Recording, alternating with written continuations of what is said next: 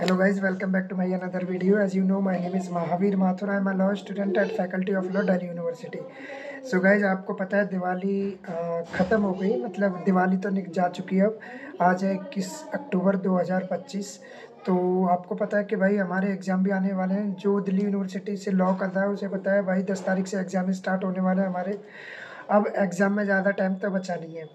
और ये भी सबको पता है पूरे सेमेस्टर कोई नहीं पढ़ता है, क्लासेस होती हैं वो ठीक है जाते, लेकिन मोस्टली बच्चे नहीं पढ़ पाते हैं क्योंकि कॉलेज जाओ, कॉलेज में उतनी ही अच्छी पढ़ाई नहीं हो पाती है क्योंकि क्लास लेने में ही सारा टाइम निकल जाता है। 2-3 क्लास होती है और कभी कभी ऐसा होता है इवन कि क्लासेस का शेड्यूल आता है 3 या 4 है, लेकिन जाके पता लगता है कि 1 या 2 ही है क्योंकि कैंसिल भी होती हैं।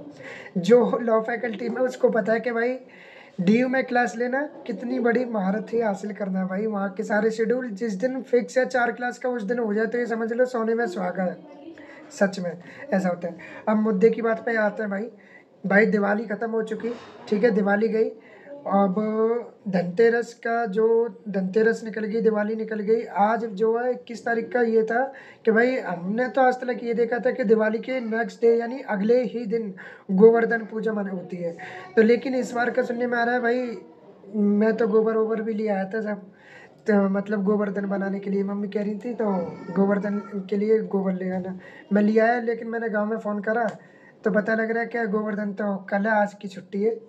तो भाई ये क्या है, मतलब कुछ अजीब सा ही हो गया। मतलब पता ही नहीं लग रहा है कि भाई कब क्या है, मतलब एक एक 2-2 दिन पता ही नहीं लगता है कि कब कौन सी चीज़ आ जा रही है। तो आजकल ये नया ट्रेंड सा चल गया है त्योहारों में कि भाई 1 दिन का 2 दिन का आज बताओ छुट्टी है। तो भाई आज किस चीज़ की छुट्टी है गोवर्धन में, तो ये कह रहे हैं आज खाली दिन है। भाई खाली दिन का क्या कंसेप्ट बनता है?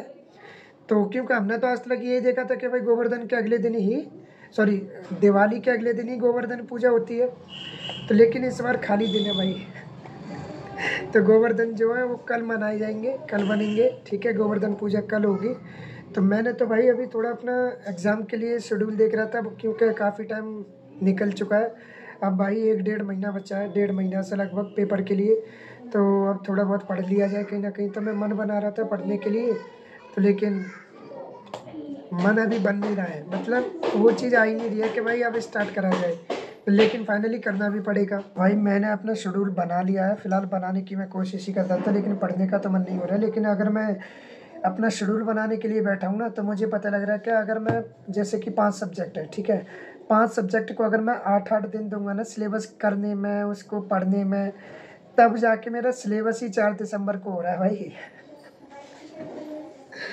4 दिसंबर से को अगर मैं सिलेबस करता हूँ 4 दिसंबर तक, तो रिवीजन कब होगा? अगर अब मैं ये कैलकुलेशन करने अब बैठ रहा हूँ ना तो समझ जाओ कि भाई ये मेरा इकलौता मैं ऐसा नहीं हूँ। ऑलमोस्ट ऑलमोस्ट बच्चे यही कैलकुलेशन करते हैं कि इतने दिन में सिलेबस होगा, इतने दिन में रिवाइज होगा, फलाना दिन का ना ख़त्म। लेकिन भाई करने बैठो ना तो अगर 8-8 दिन का अगर टारगेट लेते हैं ना एक सब्जेक्ट का, हम 8 दिन का, तब जाके भाई ये 4 दिसंबर को तो सिलेबस ही हो पा रहा है। तो भाई कुल मिला के बात ये है कि भाई पढ़ना पड़ेगा, बिना पढ़े तो नहीं होने वाला है।